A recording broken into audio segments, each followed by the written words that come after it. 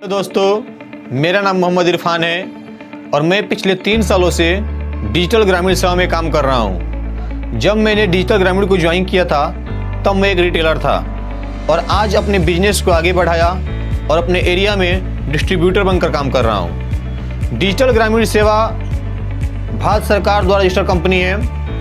यह IMOC digital service private limited के अंतर्गत काम करती है।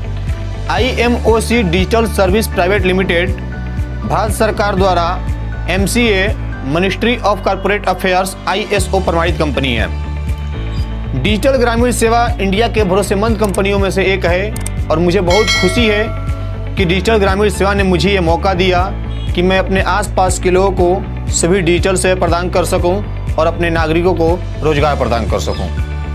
आप भी डिजिटल ग्रामीण सेवा से जुड़ के डिजिटल इंडिया के सपने को साकार करने के साथ अपने बिजनेस में बढ़ोतरी कर सकते हैं। अगर आपकी उम्र 18 साल से कम है तो भी आप इस बिजनेस को स्टार्ट कर सकते हैं। आपके पास किसी तरह की दुकान हो, उस दुकान से हम इस बिजनेस को शुरू कर सकते हैं। अगर आपके पास कोई दुकान नहीं है तो अपने घर से भी इस बिजनेस की शुरुआत हो सकती है।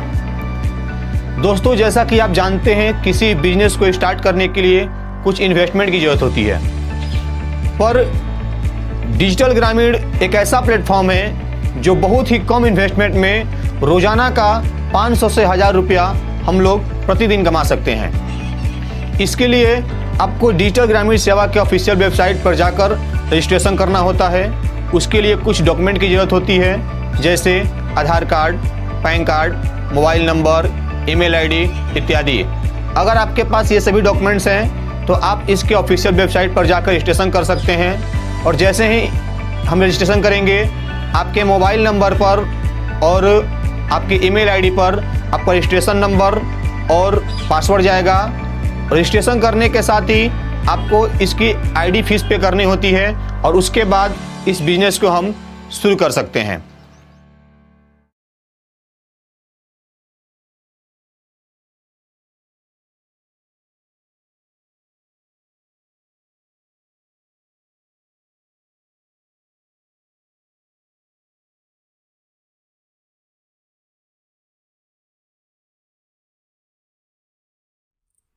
नमस्कार दोस्तों, डिजिटल ग्रामीण सेवा के इस YouTube चैनल पे आप सभी का स्वागत है। दोस्तों, इस चैनल के माध्यम से हम आपको डिजिटल ग्रामीण सेवा के बारे में संपूर्ण जानकारी देंगे कि इस कंपनी से आप जुड़ के कौन कौन सी सुविधाएं अपने ग्राहक को दे सकते हैं और अपने गांव, अपने कस्बे को डिजिटल बना सकते हैं। डिजिटल ग्रामीण सेवा के बारे में बताने से पहले मैं आप सभी से रिक्वेस्ट करूंगा कि आप इस चैनल को सब्सक्राइब करें ताकि कोई भी नई वीडियो अपलोड हो तो उसकी जानकारी आपको सबसे पहले मिले। तो हम बात करते हैं डिजिटल ग्रामीण सेवा के बारे में। ये कंपनी क्या है, आपको कौन कौन सी सुविधा प्रदान करती है। डिजिटल ग्रामीण सेवा एक ऑनलाइन डिजिटल प्लेटफॉर्म है जहां पे एक ही पोर्टल से मल्टी डिजिटल सर्विसेज आप अपने ग्राहक को अपने लोकल एरिया में प्रदान कर सकते हैं। अब हम चलते हैं डिजिटल ग्रामीण सेवा की ऑफिशियल वेबसाइट पर और आपको बताते हैं कि डिजिटल ग्रामीण सेवा आपको क्या क्या सर्विस प्रोवाइड कराती है और आप इससे कैसे जुड़े, और आप जुड़ते हैं तो आपको उस पर क्या चार्ज लगेगा। जैसा कि आप सभी देख रहे होंगे, डिजिटल ग्रामीण सेवा की ऑफिशियल वेबसाइट पे हम अभी मौजूद हैं। अब हम आपको बताते हैं कि डिजिटल ग्रामीण सेवा आपको क्या क्या सुविधा प्रोवाइड कराती है। तो जैसा कि आप सभी देख रहे होंगे, यहाँ पे आपको होम पेज पे ही आपको B2C सर्विसेज का ऑप्शन दिख रहा होगा, जिसमें आप देख रहे होंगे बैंकिंग सर्विसेज। बैंकिंग सर्विसेज में सबसे पहला आता है AEPS। आप AEPS से क्या क्या कर सकते हैं। AEPS से आप अपने किसी भी कस्टमर का उसके आधार कार्ड द्वारा कैश विड्रॉल कर सकते हैं, उसका बैलेंस इंक्वायरी कर सकते हैं और मिनी स्टेटमेंट चेक कर सकते हैं, जो भी उसने लास्ट 10 ट्रांजेक्शन करी है उसका। आप भारत के किसी भी कोने में किसी भी बैंक में मनी ट्रांसफर कर सकते हैं, अपने कस्टमर का पैसा भेज सकते हैं। हिटाची ATM, आप अगर आपकी दुकान है, आपके पास थोड़ा सा पैसा है तो आप हिटाची ATM अपनी दुकान पे लगा सकते हैं डिजिटल ग्रामीण सेवा से अप्लाई करके। आप माइक्रो ATM भी आप अपनी दुकान पे डिजिटल ग्रामीण सेवा से लगा सकते हैं, जिससे आप अपने कस्टमर का डेबिट कार्ड द्वारा पैसा विड्रॉल कर सकते हैं। Android ATM machine, Android ATM machine में क्या आपके मोबाइल जैसा वो एटीएम मशीन होगा जिससे स्लिप भी जनरेट होगी और आप प्रिंट करके अपने कस्टमर को दे सकते हैं। Kiosk banking CSP, kiosk banking digital Gramin Seva में 5 बैंकों का मिलता है जिसमें IndusInd bank, RBL bank, ICICI bank, bank of Baroda और एचडीएफसी, इन 5 बैंकों की प्रोवाइड कराई जाती है पूरे भारत में कहीं भी। प्रीपेड कार्ड के लिए आप अप्लाई कर सकते हैं डिजिटल ग्रामीण सेवा से। पहले मैं आपको बता देता हूं प्रीपेड कार्ड होता क्या है। प्रीपेड कार्ड बिल्कुल हमारे क्रेडिट कार्ड की तरह ही होता है, बट बैंक इसमें आपको कोई लिमिट नहीं देता है कि आप उसे यूज कर पाए। इसमें क्या कि आपको लोड लेना होता है अपने द्वारा। आप अगर 10,000 रुपए का डिजिटल ग्रामीण सेवा में लोड लेते हैं प्रीपेड कार्ड अप्लाई करने के बाद, तो इसमें आपको 0.20% का कमीशन मिलेगा, मतलब कि 10,000 पे 20 रुपए। और उस 10,000 से फिर आप जो भी रिचार्ज करेंगे, बिजली बिल भरेंगे, उस पे भी आपको कमीशन मिलेगा। तो इसका मतलब अगर आप प्रीपेड कार्ड अप्लाई करते हैं तो आप अपनी इनकम का एक स्रोत बढ़ा सकते हैं। आप यहां से ऑनलाइन डिजिटल अकाउंट ओपनिंग कर सकते हैं, जो कि 10 से भी ज्यादा बैंकों की हो जाती है। अब हम चलते हैं लोन पे। लोन में आपको क्या होता है, कोई भी जो भी रिटेलर डिजिटल ग्रामीण सेवा में 3 महीने या उससे ज्यादा काम करते हुए हो गया है और उसकी ट्रांजैक्शन अगर 5 लाख से ज्यादा है, तो डिजिटल ग्रामीण सेवा उसे सहयोग करता है कि आप अपने बिजनेस को आगे बढ़ाएं थोड़ा सा लोन देके। अब हम बात करते हैं वेस्ट सर्विसेज पे। वेस्ट सर्विसेज में क्या मिलता है आपको, recharge, BBPS, credit card bill payment, insurance bill payment, LIC की बिल पेमेंट और इंश्योरेंस इनरोलमेंट। रिचार्ज में आप एयरटेल, आइडिया, किसी भी कंपनी का आप रिचार्ज कर सकते हैं जिसमें आपको बहुत ही अच्छा कमीशन मिलता है। बीबीपीएस में आप electricity bill, water bill, gas bill, municipality bill, postpaid, landline bill, ये सारे भर सकते हैं। क्रेडिट कार्ड की बिल पेमेंट भी आप यहां से कर सकते हैं। एलआईसी की भी आपका किसी का भी, आप अपने गांव, अपने इलाके में अगर कोई भी एलआईसी का प्रीमियम भुगतान करना चाहता है तो आपकी दुकान से कर सकता है।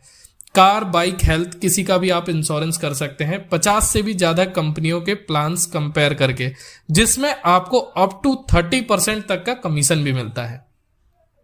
अब हम बात करते हैं ट्रैवल सर्विसेज में। आप यहां से ट्रैवल सर्विसेज में होटल बुकिंग, बस बुकिंग, फ्लाइट बुकिंग कर सकते हैं और आप आईआरसीटीसी, रेलवे की भी टिकट बुक कर सकते हैं, जिसके लिए आपको डोंगल डिवाइस परचेज करना होता है। अब हम चलते हैं G2C सर्विसेज पे।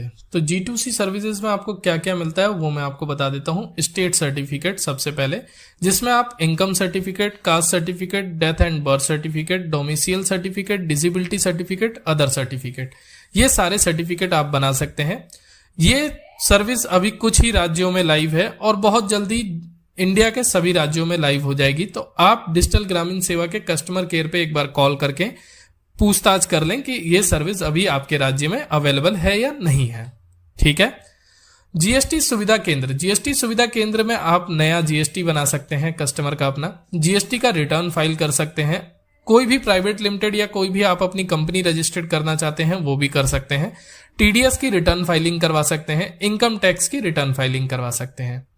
गवर्नमेंट सर्विसेज में आपको voter ID card, driving licence, passport, NSDL और यूटीआई दोनों के थ्रू आप पैन कार्ड भी यहां से आप अप्लाई कर सकते हैं।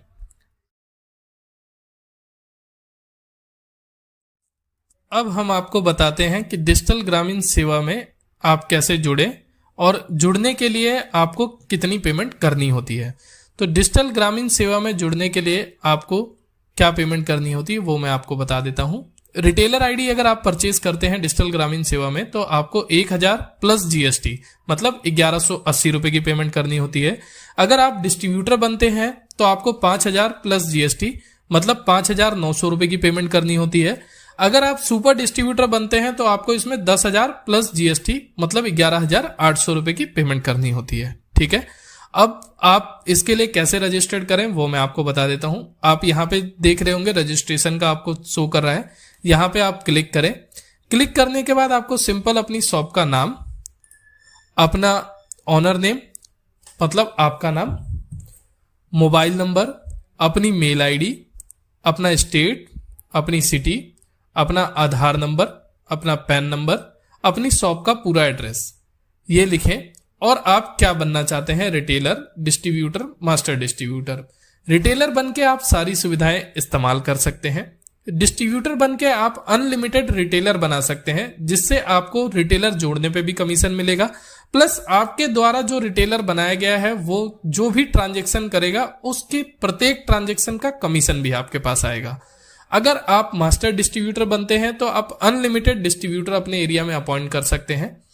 उस डिस्ट्रीब्यूटर द्वारा जो भी रिटेलर बनाए जाएंगे वो जो काम करेंगे उस पे आपको कमीशन आएगा। सपोज करिए कि आप पूरे महीने में 2 डिस्ट्रीब्यूटर या 5 डिस्ट्रीब्यूटर बनाते हैं, वो 5 डिस्ट्रीब्यूटर 10-10 रिटेलर बनाते हैं, तो आपके नीचे ऑटोमेटिक 50 लोगों की टीम होती है, जिससे आप एक्स्ट्रा इनकम कर सकते हैं। जोनल हेड पूरे डिस्ट्रिक्ट में एक बनता है। आप अगर अपने डिस्ट्रिक्ट में जोनल हेड की आईडी लेते हैं तो कोई और जोनल हेड नहीं ले सकता, जिसका काम यह है मास्टर डिस्ट्रीब्यूटर अपॉइंट करना। अगर जोनल हेड अपने पूरे डिस्ट्रिक्ट में एक मास्टर डिस्ट्रीब्यूटर बनाता है और डिस्ट्रिक्टों में उसकी जान पहचान है, वो वहां पे भी मास्टर डिस्ट्रीब्यूटर बनाता है, तो वो अपने इनकम का स्रोत बढ़ा सकता है। आप कोई भी इस पे से सिलेक्ट करके सबमिट करेंगे, उसकी पेमेंट कंप्लीट करेंगे। पेमेंट करने के बाद तुरंत ही आपके पास आईडी पासवर्ड आपका रिसीव हो जाएगा। आप लॉगिन करके डिजिटल ग्रामीण सेवा के कस्टमर केयर, यहाँ पे आपको नंबर शो रहा होगा, इस पे आप कॉल करके या आपको कॉन्टैक्ट अस पे जाते हैं। कॉन्टैक्ट अस पे जाने के बाद आप देखेंगे टीम के नंबर्स अवेलेबल हैं, जिसमें आप एनी हेल्प के लिए इस पे कॉल कर सकते हैं। एईपीएस पैन कार्ड की आप केवाईसी के लिए इस नंबर पे कॉल कर सकते हैं। एमएटीएम मॉर्फो मंत्रा आपका सेटअप करवाना है तो आप इस नंबर पे कॉल कर सकते हैं। डिस्ट्रीब्यूटर, सुपर डिस्ट्रीब्यूटर या जोनल हेड है, आपको कोई समस्या आ रही है तो आप इन नंबरों पे संपर्क कर सकते हैं। इस वीडियो में आज के लिए इतना ही। वीडियो को आखिरी तक देखने के लिए धन्यवाद।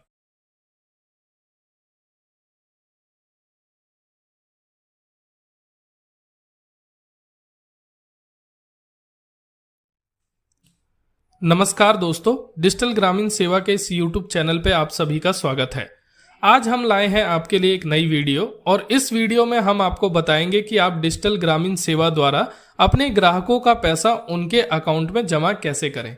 मतलब कि आप लोगों के लिए एक नई सुविधा कैश डिपॉजिट की, जिसमें बहुत ही कम सरचार्ज में आप अपने ग्राहक का पैसा उसके खाते में जमा कर सकते हैं। वीडियो शुरू करने से पहले मैं आप सभी से रिक्वेस्ट करूंगा कि आप डिजिटल ग्रामीण सेवा के इस YouTube चैनल को सब्सक्राइब करें, ताकि कोई भी नई वीडियो अपलोड हो तो उसकी जानकारी आपको सबसे पहले मिले। तो आइए दोस्तों, अब चलते हैं अपने पोर्टल को लॉगिन करके, और कैश डिपॉजिट की सुविधा को कैसे इस्तेमाल करें वो हम आपको बताते हैं। दोस्तों, जैसा कि लास्ट वीडियो में मैंने आप सभी को बताया था कि डिजिटल ग्रामीण सेवा की पोर्टल को लॉगिन कैसे करना है, लॉगिन करने के बाद कैसे आपको सुविधाओं को एक्टिवेट करना है। तो अभी आप देख रहे होंगे हमारी आईडी यहाँ पे लॉगिन है। लॉगिन होने के बाद आप देखेंगे यहाँ पे कैश डिपॉजिट की सर्विस आपको दिख रही होगी। आप कैश डिपॉजिट की सुविधा को अगर फर्स्ट टाइम एक्टिवेट करते हैं तो इस पे 199 रुपए का चार्ज लगता है। चार्ज लगने के बाद तुरंत ही आपकी ये सुविधा एक्टिवेट हो जाती है। एक्टिवेट होने के बाद आप इस पे क्लिक करेंगे। क्लिक होने के बाद ये सुविधा आपकी खुल जाएगी। खुलने के बाद आप यहाँ पे देखेंगे कुछ कस्टमर की डिटेल्स भरनी है और आपको कस्टमर के खाते में इस पैसे को जमा कर देना है। जैसा कि आप देख रहे होंगे, यहाँ पे पहले आपको अपना नाम भरना है। नाम के बाद आप कस्टमर का यहाँ पे मोबाइल नंबर डालेंगे। अगर कस्टमर के पास उसका मोबाइल नंबर मौजूद नहीं है तो किसी का भी आप उसकी फैमिली में मोबाइल नंबर डाल सकते हैं। यहाँ पे आप देख रहे होंगे बैंक सिलेक्ट करने का ऑप्शन आ रहा है। बैंक सिलेक्ट करेंगे आप यहाँ पे उसका, state bank, Punjab national bank, bank of India, कौन सा बैंक है वो। मान लीजिए सेंट्रल बैंक ऑफ इंडिया के अकाउंट में आप पैसा ट्रांसफर कर रहे हैं। यहाँ पे आपने क्लिक किया, यहाँ पे ऑटोमेटिक उसका आईएफएससी कोड आ जाता है। अगर आपको पता है तो आप यहाँ पे डालिए, अदरवाइज नहीं भी डालते हैं तो आप पैसे को ट्रांसफर कर सकते हैं इसी आईएफएससी कोड से। यहाँ पे आप कस्टमर का अकाउंट नंबर डालेंगे। अकाउंट नंबर डालने के बाद उसका पैन कार्ड नंबर डालेंगे। अगर कस्टमर के पास पैन कार्ड नंबर मौजूद नहीं है तो आप यहाँ पे उसकी फैमिली के किसी भी मेंबर का पैन कार्ड नंबर डाल सकते हैं। यहाँ पे आपको अमाउंट डालने का ऑप्शन है, यहाँ पे आप अमाउंट डालेंगे। आप आईएमपीएस, एनईएफटी किस मोड से पेमेंट करना चाहते हैं वो डालेंगे।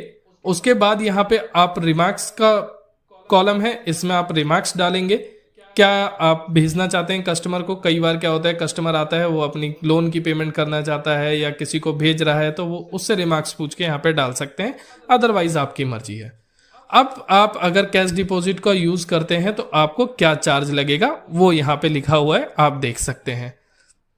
डिस्ट्रीब्यूटर, सुपर डिस्ट्रीब्यूटर और डिस्ट्रिक्ट मैनेजर यानी जोनल हेड, इन्हें कमीशन मिलता है। यहाँ पे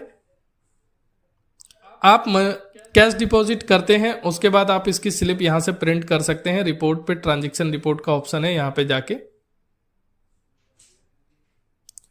ट्रांजैक्शन रिपोर्ट पे जाने के बाद यहाँ पे आप देखेंगे जो पैसा आपने डिपॉजिट किया है कस्टमर के खाते में वो यहाँ पे शो हो रहा है। आप प्रिंट पे क्लिक करेंगे, प्रिंट पे क्लिक करने के बाद यहाँ पे स्लिप आएगी, स्लिप को आप यहाँ से प्रिंट कर लेंगे। प्रिंट करने के बाद आप अपनी स्लिप कस्टमर को दे दीजिए। अगर आप डिजिटल ग्रामीण सेवा पे नए हैं और इससे जुड़ने की सोच रहे हैं तो इसी YouTube चैनल पे आपको रजिस्ट्रेशन की वीडियो है, उसे आप देख के बहुत ही आसानी से डिजिटल ग्रामीण सेवा में जुड़ सकते हैं और ये सभी सुविधाओं का लाभ उठा सकते हैं और अपने ही गांव, अपने ही शहर में महीने का 30 से 50 हजार रुपए तक कमा सकते हैं बहुत ही आसानी से। आज के लिए इस वीडियो में इतना ही। धन्यवाद।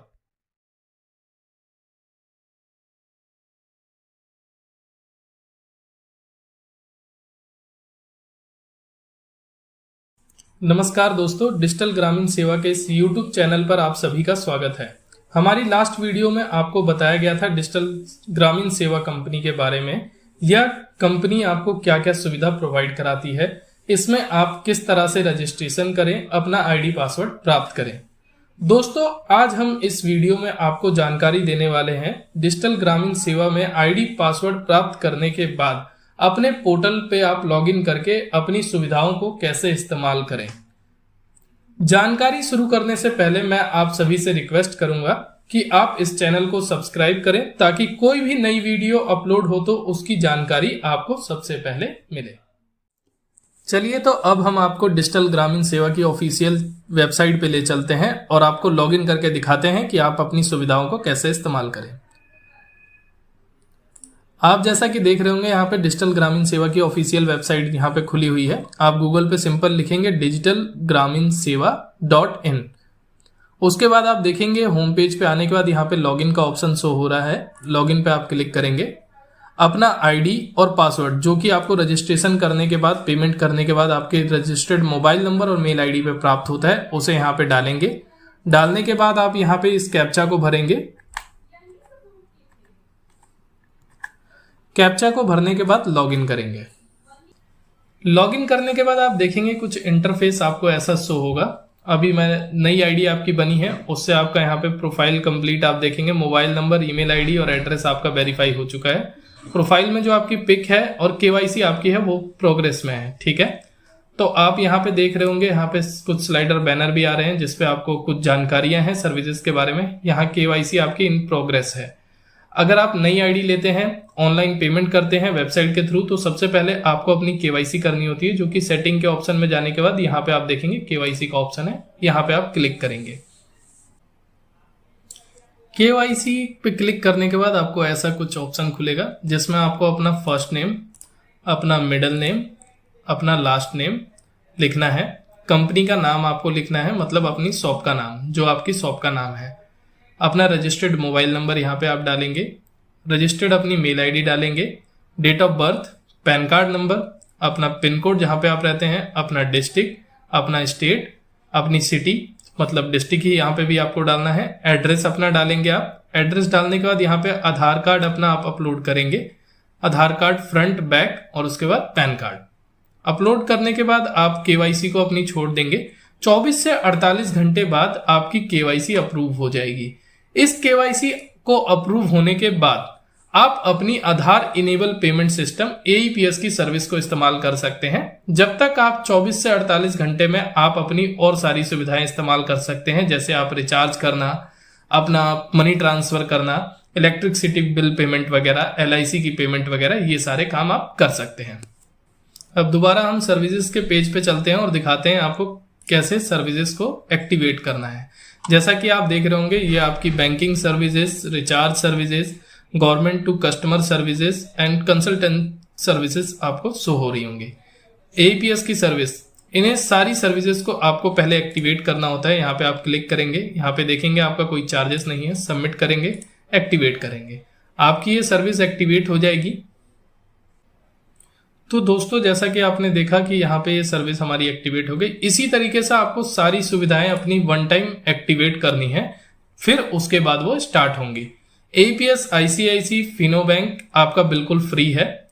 यस बैंक अगर आप एक्टिवेट करवाते हैं तो यस बैंक के लिए 199 रुपीज चार्ज लगता है। देखिए ये एक्टिवेट करना जरूरी भी नहीं है बट जरूरी भी है। कई बार क्या होता है, आईसीआईसी बैंक से आप पैसा निकाल रहे हैं, आईसीआईसी बैंक का सर्वर डाउन है, आपके पास कस्टमर खड़ा है, तो उस स्थिति में आप यस बैंक से पैसा निकाल सकते हैं। तो इसे आप सर्विस को अगर एक्टिवेट करना चाहते हैं तो कर सकते हैं। आपके इसके लिए 199 रुपए का चार्ज लगता है। ओके, मनी ट्रांसफर को सेम उसी तरीके से हमें इस पे क्लिक करके सबमिट कर देना है, फिर उसके बाद देन सर्विस ये हमारी एक्टिवेट हो जाएगी। Insurance agent, become a insurance agent. आप इंश्योरेंस एजेंट बनते हैं डिजिटल ग्रामीण सेवा में तो अप टू 30% तक आपको इसमें कमीशन मिलता है। मतलब अगर मान लीजिए आपके पास कस्टमर्स आते हैं, पूरे महीने में आपके पास 10 कस्टमर भी आए इंश्योरेंस करने के लिए, अगर आप उनकी कार बाइक का इंश्योरेंस करते हैं, 1 लाख रुपए तक का भी आप अगर इंश्योरेंस करते हैं तो महीने का इजिली आप 10 से 30 हजार रुपए तक इंश्योरेंस से कमा सकते हैं। इंश्योरेंस को एक्टिवेट करने के लिए आपका 249 रुपीज का चार्ज लगता है।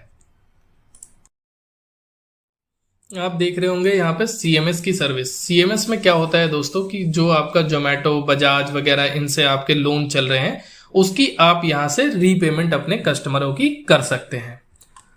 अब आप देखेंगे कैश डिपॉजिट। कैश डिपॉजिट का ऑप्शन पूरे भारत में सिर्फ डिजिटल ग्रामीण सेवा आपको प्रोवाइड करा रही है, जिसमें आप अपने कस्टमर का भारत के किसी भी बैंक में कितना भी पैसा एक दिन में ट्रांसफर कर सकते हैं और बहुत ही कम सरचार्जेस में। दोस्तों ATM machine, micro ATM machine के लिए आप यहां से अप्लाई कर सकते हैं।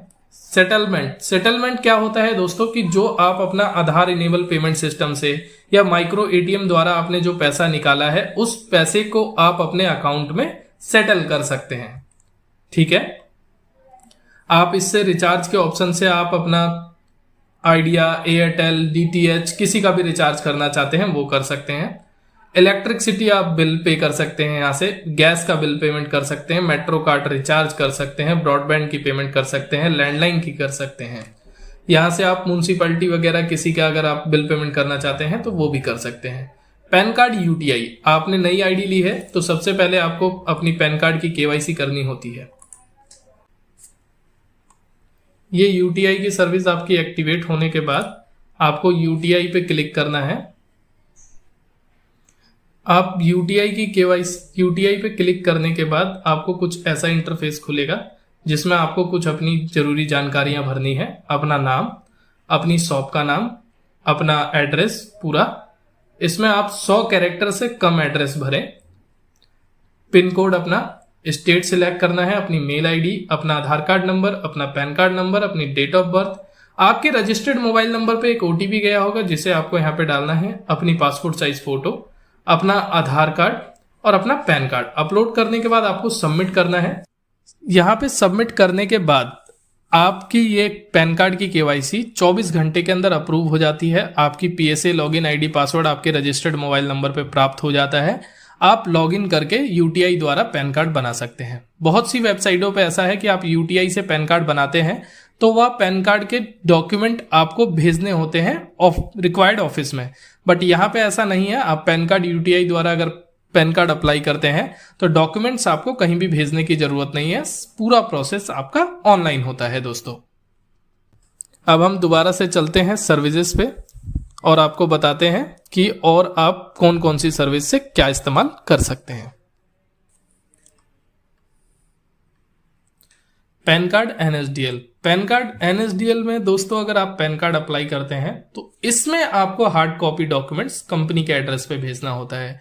तो अगर आप एनएसडीएल से करना चाहते हैं तो आपको डॉक्यूमेंट्स भेजने होंगे, अदरवाइज आप यूटीआई के थ्रू अप्लाई करिए जो कि पूरा प्रोसेस ऑनलाइन है।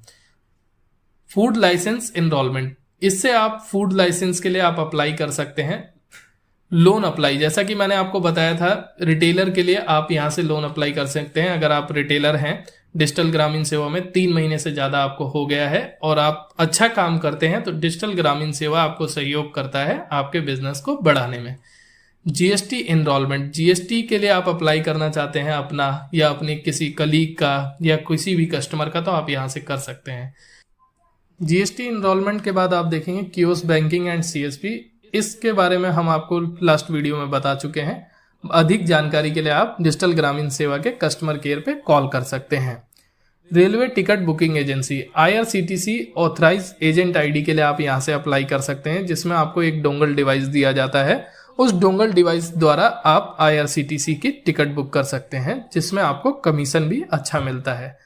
LIC का इंश्योरेंस प्रीमियम भुगतान भी आप यहां से कर सकते हैं अपने कस्टमर का।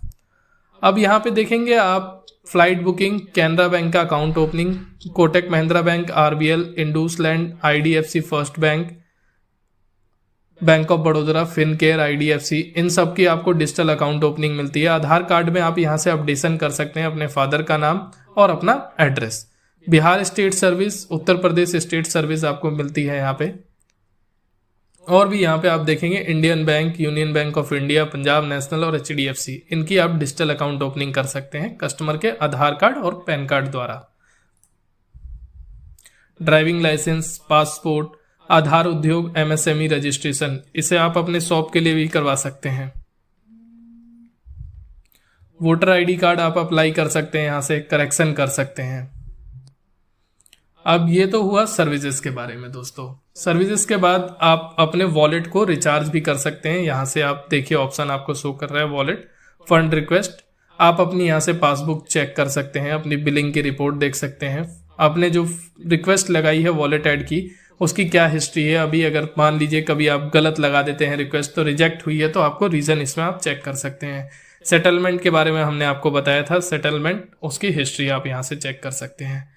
रिपोर्ट का ऑप्शन, यहाँ से आप अपनी ट्रांजेक्शन की रिपोर्ट देख सकते हैं। अपने कस्टमर को जो आपने ट्रांजेक्शन करी है उसकी स्लिप प्रिंट आउट करके दे सकते हैं। आप जो कैश डिपॉजिट कर रहे हैं उसकी रिपोर्ट यहाँ से देख सकते हैं। NSDL से जो आपने पैन कार्ड अप्लाई किए हैं उनकी रिपोर्ट चेक कर सकते हैं। GST जो आपने अप्लाई किए हैं उनकी रिपोर्ट चेक कर सकते हैं। फूड लाइसेंस, बिजनेस लोन के लिए ATM machine, kiosk banking apply करिए, इन सभी की आप जानकारी यहाँ से चेक कर सकते हैं दोस्तों। तो आपने देखा कि डिजिटल ग्रामीण सेवा की वेबसाइट पे आप लॉगिन करने के बाद अपना ID पासवर्ड लेने के बाद कितने आसान तरीके से आप सर्विसेज को अपने इस्तेमाल कर सकते हैं। आज के लिए इस वीडियो में इतना ही। धन्यवाद। नमस्कार दोस्तों, डिजिटल ग्रामीण सेवा के इस ऑफिशियल YouTube चैनल पे आप सभी का स्वागत है। दोस्तों, आज हम आपके लिए एक नई वीडियो लाए हैं और इस वीडियो में हम आपको बताएंगे कि आप ई-श्रम कार्ड अपने फिंगरप्रिंट द्वारा कैसे अप्लाई कर सकते हैं। लास्ट वीडियो में हमने आपको बताया था कि आप OTP के माध्यम से अपने कस्टमर का ई-श्रम कार्ड कैसे बनाएंगे। काफी रिटेलर्स की मांग थी कि हमें सर OTP वाला सिस्टम, काफी लोगों का कस्टमर का जो है जो कि आधार से रजिस्टर्ड मोबाइल नंबर नहीं है, तो हम उनका ई-श्रम कार्ड नहीं बनवा पा रहे हैं। तो आज की इस वीडियो में मैं आपको यही सिखाने वाला हूं कि आप डिजिटल ग्रामीण सेवा के माध्यम से ई-श्रम कार्ड फिंगरप्रिंट द्वारा कैसे अप्लाई कर सकते हैं। तो दोस्तों, वीडियो को शुरू करते हैं उससे पहले मेरी आप सभी से रिक्वेस्ट है कि अभी तक अगर आप डिजिटल ग्रामीण सेवा के चैनल को अभी तक आपने सब्सक्राइब नहीं किया है तो सब्सक्राइब करें, बेल आइकन के इस बटन को दबाएं ताकि कोई भी नई वीडियो, नया अपडेट आता है तो वह आप तक सबसे पहले पहुंचे।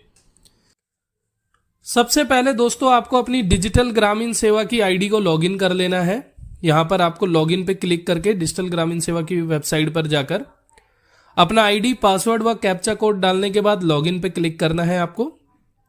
लॉगिन होने के बाद आपको ID ऐसा कुछ इंटरफेस दिखेगा जिसमें आपको स्क्रॉल डाउन करके नीचे जाना है। नीचे जाके आप देखेंगे यहाँ पे कंसुलेशन सर्विसेज है, उसमें स्क्रॉल डाउन करके सबसे एंड में जाना है जिसमें आपको ई-श्रम कार्ड का ऑप्शन मिलेगा, वहां पर आपको क्लिक करना है। इस ऑप्शन पे सबमिट करना है। सबमिट करने के बाद ओके के बटन पर क्लिक करना है आपको। क्लिक करने के बाद यहां पर आपको सबसे ऊपर मोबाइल नंबर कस्टमर का डालना है। जरूरी नहीं कि वह आधार से लिंक हो, कोई भी कस्टमर का मोबाइल नंबर हो वह डालना है। कैप्चा कोड डालना है और उसमें नो करके आपको सेंड OTP पर क्लिक करना है। उसके बाद जो आपने मोबाइल नंबर दर्ज किया है कस्टमर का, उस पर OTP आएगा। OTP डालने के बाद सबमिट करना है। फिर अपनी बायोमेट्रिक मशीन को पहले अपने सिस्टम के साथ अटैच करके फिंगर पे क्लिक करके कैप्चर बायोमेट्रिक पे क्लिक करना है। उसके बाद यहां पर आपको कस्टमर का आधार नंबर डालकर फिंगरप्रिंट पे क्लिक करके कैप्चर बायोमेट्रिक पर क्लिक करना है। उसके बाद आधार नंबर यहाँ पर आप देखेंगे, डिवाइस पर आपकी लाइट जलेगी, उस पर आपको कस्टमर का अंगूठा लगवाना है। अंगूठा लगवाने के बाद आपको यहाँ पर ओके पे क्लिक करना है दोस्तों। फिर आपको यहाँ पर वैलिडेट पर क्लिक करना है। यहाँ पे आप देखेंगे जैसे ही आप अपना ओटीपी डालेंगे उसकी थोड़ी देर बाद आपको यहाँ पे आपकी EKYC डिटेल्स आ जाएगी, जिसमें आप देख सकते हैं नाम, डेट ऑफ बर्थ, जेंडर और एड्रेस वगैरह जो है आपका पूरा जो आधार पे है वो सारी चीजें आ जाएंगी। आप यहाँ पे लोकेलिटी वगैरह भी देख सकते हैं, कहाँ रहते हैं, क्या है, सब सारी डिटेल्स आपकी आ जाएंगी। एक बार आपको डिटेल्स ऊपर से नीचे तक मैच कर लेनी है, सब कुछ सही है। उसके बाद आई एग्री वाले पे अगर टिक है तो ठीक है, अदरवाइज आपको करना है और कंटिन्यू टू अदर डिटेल्स पे क्लिक कर देना है। कंटिन्यू टू अदर डिटेल्स के बाद आपको ऐसा ऑप्शन खुल के आएगा जिसमें आपको अपनी कुछ पर्सनल इंफॉर्मेशन भरनी है। मोबाइल नंबर यहाँ पे ऑलरेडी आपका जो रजिस्टर्ड है वो लिखा होगा, कोई दूसरा आपको अपना अल्टरनेट मोबाइल नंबर डालना है, मतलब इमरजेंसी के दौरान, ये आपने डाल दिया। उसके बाद अपनी मेल आईडी डालनी है आपको। आपका मैरियल स्टेटस, मतलब आप शादीशुदा नहीं है या आपकी शादी हो चुकी है, आपकी वाइफ नहीं है या आपके हस्बैंड नहीं है, आप डिवोर्स हैं या अकेले रहते हैं। तो मैं नेवर मैरिड हूं तो नेवर मैरिड डालेंगे। फादर का नाम डालेंगे।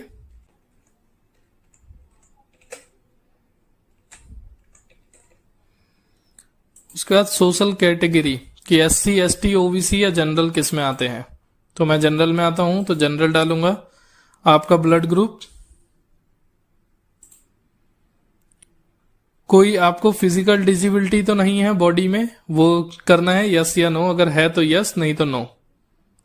नॉमिनी डिटेल, आप किसी को नॉमिनी बनाना चाहते हैं या नहीं, अगर बनाना चाहते हैं तो यस, उनकी डिटेल्स भरेंगे, नहीं तो नो। और फिर उसके बाद आपको सेव एंड कंटिन्यू करना है। उसके बाद आपको यहाँ पे रेजिडेंटल्स डिटेल्स डालनी है अपनी, कि आपका होम जहां पे आप रहते हैं वहां का स्टेट कौन सा है वो।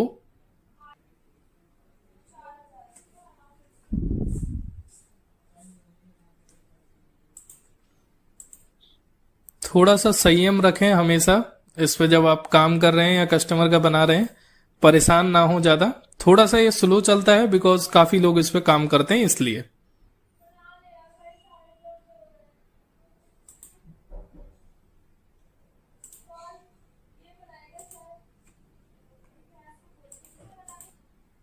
देखिए थोड़ा सा स्लो चलता है, तो बार बार आप क्लिक ना करें और परेशान ना हो, उसे आराम से, जब तक ये डिस्ट्रिक्ट ऑटो फीच मतलब ना आए, ऑटोमेटिक ना आए यहाँ पे, जब तक नहीं करना आपको कुछ भी। साउथ,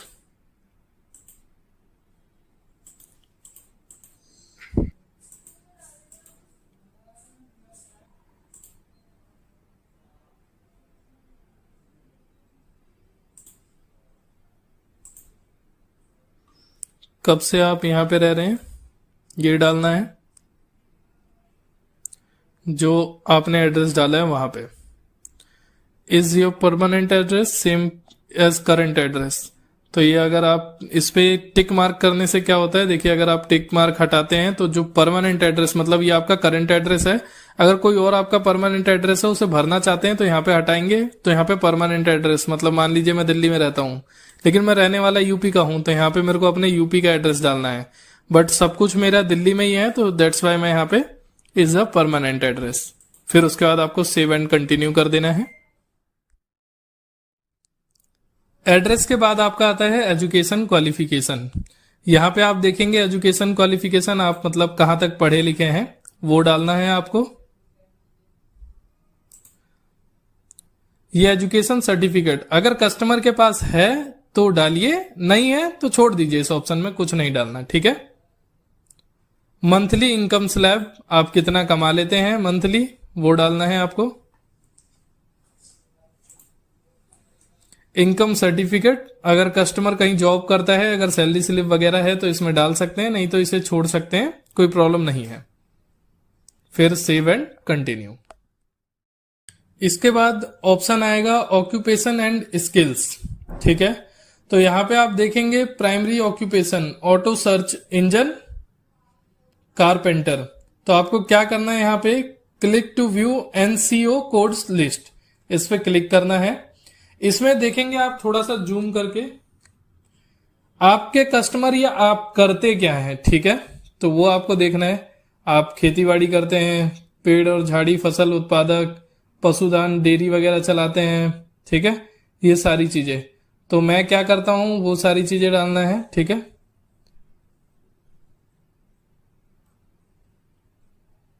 मैं अभी एग्जाम्पल के लिए मैं डाल देता हूं कि पशुधन और डेयरी उत्पादक, ठीक है।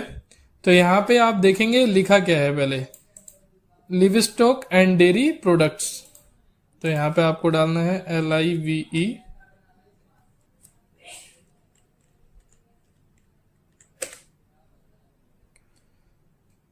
ये ऑटोमेटिक यहां पे नीचे सर्च होगा जो आपने लिखा है।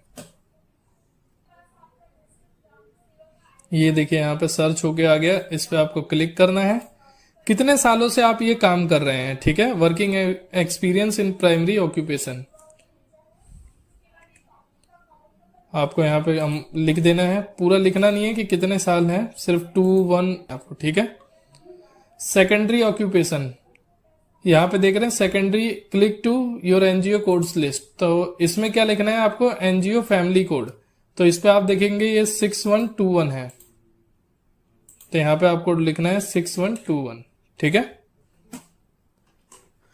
कोई आप जो ये काम करते हैं इसका कोई सर्टिफिकेट आपके पास है तो आप यहाँ पे अपलोड करिए, नहीं है तो आप इस ऑप्शन को छोड़ दीजिए, यहाँ पे कुछ भी अपलोड नहीं करना है। ये स्किल्स आपको कैसे मिली, ठीक है, यहाँ पे आप देख सकते हैं। तो ये आप डाल सकते हैं या जो भी है, फॉर्मल डाल दीजिए, मेरे को तो ये formal. Skills to be upgraded, आप इस स्किल्स को कैसे बढ़ा सकते हैं। Formal vocational training to receive formal technical training, तो टेक्निकल। सेव एंड कंटिन्यू के ऑप्शन पे आपको दोबारा क्लिक करना है सारी डिटेल्स भरने के बाद। उसके बाद यहां पे आपको आएगा बैंक अकाउंट डिटेल्स, ठीक है। बैंक अकाउंट डिटेल्स यहां पे आपको भरनी है। अगर आपके आधार से कोई बैंक अकाउंट आपका लिंक है तो आप 2 मिनट इस पे होल्ड करके रखें, वो ऑटोमेटिक फीस हो जाती है। अगर नहीं है कोई भी आपके आधार से लिंक, जैसे अभी देख सकते हैं आप, यहाँ पे आपका देखिए ऑटोमेटिक आ गया, स्टेट बैंक ऑफ इंडिया का मेरा अकाउंट है, वो मेरे आधार से लिंक है, तो यहाँ पे आ गया। और registered with bank account, save and continue. Registered with bank account, कोई और बैंक अकाउंट आप यहां से रजिस्टर्ड करना चाहते हैं तो यहां पे यस करके कर सकते हैं, नहीं करना चाहते तो नो पे रखिए और सेव एंड कंटिन्यू। उसके बाद देखिए प्रीव्यू सेल्फ डिक्लेरेशन, ये ऑटोमेटिक आप यहां पे देखेंगे आपकी डिटेल्स। अभी 2 मिनट आप सब्र रखें, 2 मिनट में ये सारी डिटेल्स जो है वो ऑटोमेटिक आपकी फीच होके आ जाएगी, आपकी फोटोग्राफ वगैरह सारी चीजें। आप सब कुछ ऊपर से नीचे तक एक बार मैच कर लें, सारी चीजें पढ़ लें कि जो डिटेल्स आपकी लिखी हुई है वो सही है या नहीं। उसके बाद आप यहाँ पे जाइए, आई अंडरटेक दैट, यहाँ पे आपको टिक मार्क कर देना है। टिक मार्क करने के बाद आपको सबमिट के बटन पे क्लिक करना है। सबमिट करने के बाद 1-2 मिनट तक वो लोडिंग लेगा। लोडिंग लेने के बाद आपको ऐसा पेज इंटरफेस खुलेगा। आप यहाँ पे देख सकते हैं आपका यूएएन कार्ड बन के तैयार हो चुका है। यहाँ पे आपके यूएएन कार्ड पे देखिए सारी डिटेल्स आ गई हैं। यहाँ पे आप देख सकते हैं फोटोग्राफ वगैरह आपकी सारी चीजें। यहाँ पे आपका ब्लड ग्रुप वगैरह, प्राइमरी ऑक्यूपेशन और करंट एड्रेस, कॉन्टैक्ट नंबर सब कुछ है मौजूद यहाँ पे, ठीक है। आप चाहें तो यहाँ से डाउनलोड कर सकते हैं अपने यूएएन कार्ड को। इस पे क्लिक करने के बाद यहाँ पे आपका यूएएन कार्ड डाउनलोड हो जाएगा। आप चाहें तो यहाँ से प्रिंट भी कर सकते हैं उसे, ठीक है। नमस्कार दोस्तों, डिजिटल ग्रामीण सेवा के इस ऑफिशियल यूट्यूब चैनल पे आप सभी का स्वागत है। दोस्तों आज हम लाए हैं आपके लिए एक नई वीडियो और इसमें हम आपको बताएंगे सभी रिटेलर्स के लिए एक इम्पोर्टेंट अपडेट। इस इम्पोर्टेंट अपडेट में क्या है दोस्तों कि बहुत सारे बैंक एक दूसरे बैंकों के साथ मर्ज हुए हैं। जैसे आप जानते होंगे कि इलाहाबाद बैंक इंडियन बैंक में मर्ज हुआ है और भी बहुत सारे बैंक हैं जो कि एक दूसरे के साथ मर्ज हुए हैं जिनका आईएफएससी कोड चेंज हो चुका है। तो रिटेलर्स गलती क्या कर रहे हैं कि अपनी जो सेटलमेंट करते हैं वह पुराना अकाउंट तो है उनका, लेकिन वह बैंक मर्ज होने के कारण उनका आईएफएससी कोड चेंज हो गया है और उनका सेटलमेंट वो पुराने आईएफएससी कोड पे ही लगा रहे हैं, जिस वजह से वह सेटलमेंट उनके अकाउंट में नहीं पहुंच पा रहा है। तो आप किस तरह से चेक करेंगे अपना सेटलमेंट लगा के कि वह सेटलमेंट आपका किस कारण रिजेक्ट हुआ है, वह हम इस वीडियो में आपको बताएंगे। वीडियो को शुरू करने से पहले आप सभी से रिक्वेस्ट है कि डिजिटल ग्रामीण सेवा के इस चैनल को सब्सक्राइब करें और इस बेल आइकन के बटन को प्रेस करें, ताकि कोई भी नई वीडियो, नया अपडेट आता है तो वह आप तक सबसे पहले पहुंचे। चैनल पे आप देख सकते हैं बहुत सारी वीडियो ऑलरेडी मौजूद है, जिसके माध्यम से आप सर्विसेज का इस्तेमाल करने में आपको आसानी होगी। तो चलिए दोस्तों, आपका ज्यादा समय ना लेते हुए हम आपको बताते हैं कि कैसे आप अपनी सेटलमेंट को लगाते हैं तो उसे चेक कर सकते हैं कि उसका स्टेटस क्या है। सबसे पहले आपको अपनी आईडी को लॉगिन करना है। लॉगिन करने के बाद यहां पे आप देख रहे होंगे सेटिंग का ऑप्शन है, इसमें मैनेज अकाउंट है। एक और ऑप्शन नया है जो कि मैं आपको बता देता हूं इस वीडियो में। मैनेज अकाउंट में आप अपने कोई भी 5 अकाउंट ऐड कर सकते हैं। मान लीजिए आपका अकाउंट 5 बैंकों में है, जैसे कि एचडीएफसी या एसबीआई, आईसीआईसी, आरबीएल, इंडस, किसी भी बैंक में आपके 5 अकाउंट हैं। आप चाहते हैं कि वह आप अकाउंट एक साथ ही ऐड कर लें और जब आपको जरूरत पड़े जिस अकाउंट में सेटलमेंट करने की उसमें कर सकते हैं। आप जैसे कि देख रहे हैं यहाँ पे 5 अकाउंट मौजूद है, इसमें से आप किसी में भी सेटलमेंट कर सकते हैं। अगर आप किसी अकाउंट को यहां से हटाना चाहते हैं तो आपको यहाँ पे क्रॉस का निशान दिख रहा है, इस पे आपको क्लिक करना है और यह अकाउंट आपका रिमूव हो जाएगा। आप दूसरा अकाउंट उसके अलावा फिर यहाँ पे और ऐड कर सकते हैं। मतलब टोटल अब 5 बैंक अकाउंट आप एक साथ ऐड कर सकते हैं सेटलमेंट के लिए।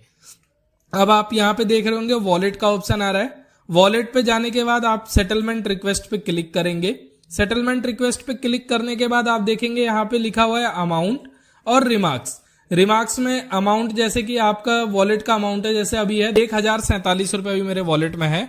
तो अगर मेरे को इसका सेटलमेंट करना है तो यहाँ पे मैं अमाउंट लिखूंगा, यहाँ पे रिमार्क्स, और उसके बाद जो नीचे मैंने 5 अकाउंट अपने ऐड कर रखे हैं, जिस भी अकाउंट में मैं सेटलमेंट करना चाहता हूं या आप चाहते हैं तो इसमें से सिलेक्ट करना है। उस पे ये ब्लू वाला टिक जो है, ये देखिए गोल दिख रहा है, इस पे किसी पे भी आपको क्लिक करना है जिसमें आप सेटलमेंट करना चाहते हैं। यहाँ पे आप उस पे क्लिक कर लेंगे और क्लिक करने के बाद आप रिक्वेस्ट पे क्लिक करेंगे तो जिस बैंक अकाउंट को आपने सिलेक्ट किया है उस बैंक अकाउंट में आपका वॉलेट का पैसा तुरंत ही आपके अकाउंट में क्रेडिट हो जाएगा, जो आप करना चाहते हैं। ठीक है, अब चलते हैं। अब आपको बताते हैं, अगर जैसे मान लीजिए आपने अकाउंट सेट किया है, कुछ गलती कर दिया आपने अकाउंट में, अकाउंट नंबर गलत लिख दिया या हो सकता है आपने आईएफएससी कोड गलत लिख दिया है, तो आपका वह अमाउंट पेंडिंग हो जाता है, जो कि हमारी बैकएंड टीम चेक करके उसे रिजेक्ट करती है। ठीक है, तो आप क्या करेंगे, थोड़ी देर बाद आपका वो पेंडिंग अमाउंट अगर आपके वॉलेट में आ जाता है तो आप यहां से जाके सेटलमेंट हिस्ट्री का आपको ऑप्शन दिख रहा है, इस पे आपको क्लिक करना है। क्लिक करने के बाद आप देखेंगे यहाँ पे जो भी आपने सेटलमेंट करी है वह सारी यहाँ पे मौजूद है। तो यहाँ पे आप देख सकते हैं कि अप्रूवल रिमार्क्स, यहाँ पे ऑटो सेटल्ड, मतलब मेरे अकाउंट में ऑटोमेटिक जो आ चुका है ये पैसा। और यहाँ पे आप देख सकते हैं कि कुछ सेटलमेंट्स रिजेक्ट हुए हैं। ठीक है, जिसमें आप देख सकते हैं बैंक सर्विस डाउन होने के कारण या जो भी है। तो अगर आपका कोई भी पैसा जो आप सेटलमेंट करते हैं वह आपके वॉलेट में रिफंड आता है तो उसमें क्या होता है, यहाँ पे अगर बैंक सर्विस डाउन का रिमार्क्स आता है तो उसमें आपका बैंक डाउन होने की वजह से वह पैसा आपके वॉलेट में रिफंड आया है, तो आप दोबारा से सेटलमेंट कर सकते हैं या डिजिटल ग्रामीण सेवा के कस्टमर केयर पे कांटेक्ट करके पूछ सकते हैं कि इस समय जिस बैंक का आपका अकाउंट है उसका सर्वर ठीक है या नहीं है। क्योंकि बहुत बार क्या होता है, बैंकों का सर्वर डाउन होने की वजह से आप सेटलमेंट करते हैं और वह आपके अकाउंट में क्रेडिट नहीं होता है, क्योंकि हमारी तरफ से तो पैसा भेज दिया जाता है लेकिन आपके बैंक का सर्वर डाउन होने की वजह से वह पैसा आपके अकाउंट में नहीं आता है। जैसा कि आप बहुत बार ट्रांजैक्शन करते होंगे, आपकी ट्रांजैक्शन पेंडिंग हो जाती है, आपने फोन पे, पेटीएम वगैरह किसी से भी यूज किया होगा तो आपने देखा होगा वहां पे लिखा हुआ आता है कि 72 वर्किंग आवर्स में अगर यह पैसा सामने वाले मर्चेंट को या बेनिफिशियरी को क्रेडिट नहीं होता है तो यह अकाउंट में आपके रिफंड आएगा। वही चीज यहाँ पे होती है कि या बैंक डाउन होने की वजह से आप सेटलमेंट को करते हैं तो वह पैसा आपके अकाउंट में नहीं आता है, तो वह बैंक का सर्वर डाउन होने की वजह से वह बीच में पेंडिंग में हो जाता है, जो कि 72 वर्किंग आवर्स में या तो आपके वॉलेट में वापस क्रेडिट होता है या तो आपके अकाउंट में क्रेडिट होता है। लेकिन आप डिजिटल ग्रामीण सेवा की टीम को अगर या हमारे कस्टमर केयर पे कॉल करके अगर आप कंप्लेंट को नोट करवाते हैं तो हम पूरी तरीके से कोशिश करते हैं कि वह पैसा आपका जल्द से जल्द आपके पास रिफंड आए या आपके अकाउंट में क्रेडिट हो। तो दोस्तों, आज की इस वीडियो में आपने सीखा कि अगर आप कोई भी सेटलमेंट करते हैं, कोई डिटेल्स आपने गलत डाल दी है या आपका बैंक का सर्वर डाउन है, तो आप सेटलमेंट की अपनी हिस्ट्री कैसे देख सकते हैं और कैसे आप पता कर सकते हैं कि या जो लास्ट अमाउंट आपने सेटलमेंट किया था वो ऑटो सेटलमेंट हो गया है या मेरे वॉलेट में रिफंड आया है तो किस वजह से आया है। अन्यथा आप हमारे कस्टमर केयर पे भी कॉल करके और उसकी जानकारी ले सकते हैं। तो दोस्तों, आज की वीडियो में सिर्फ इतना ही। आशा करता हूं वीडियो आपके लिए हेल्पफुल है, आपके लिए जानकारी की है। तो आज की इस वीडियो में सिर्फ इतना ही दोस्तों। हम आपसे फिर मिलेंगे एक नई वीडियो, एक नई जानकारी के साथ। जब तक के लिए दोस्तों, नमस्कार।